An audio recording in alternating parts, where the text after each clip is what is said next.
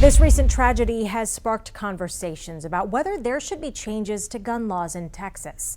CBS Austin's Paige Hubbard is hearing from both sides and joins us with more. Paige.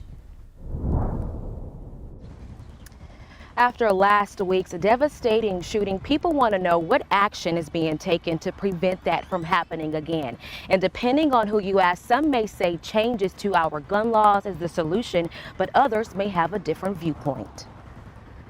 Texas has some of the weakest gun laws in the country. Nicole Golden with Texas Gun Sense, a nonprofit that advocates for sensible gun law, says lawmakers should focus on gun control legislation that will increase public safety. I think it's a problem that in Texas, not every gun sale requires a background check. I think that's a major problem. I think it's a problem that we don't really have tools for families in crisis when there are signs of real concern that someone is a danger to themselves or others.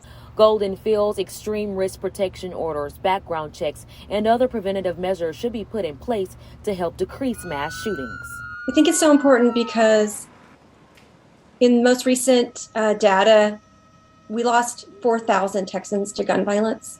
That's through mass shootings, but also everyday shootings that we don't always hear about in the news.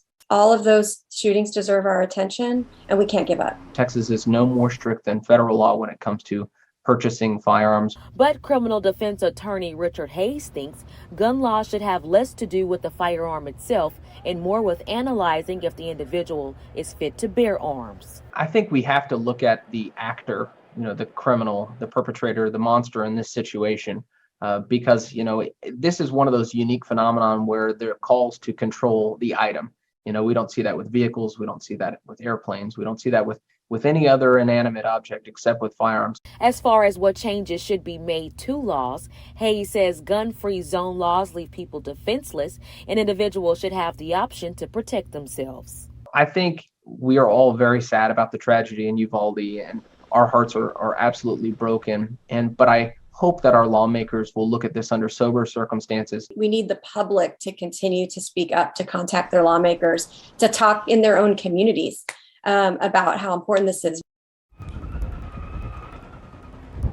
Now, when it comes to the likelihood of Texas legislatures changing gun laws, that's hard to determine. But Hayes said he is sure that it will be a conversation during next session. Paige Hubbard reporting live at CBS Austin News. Hey.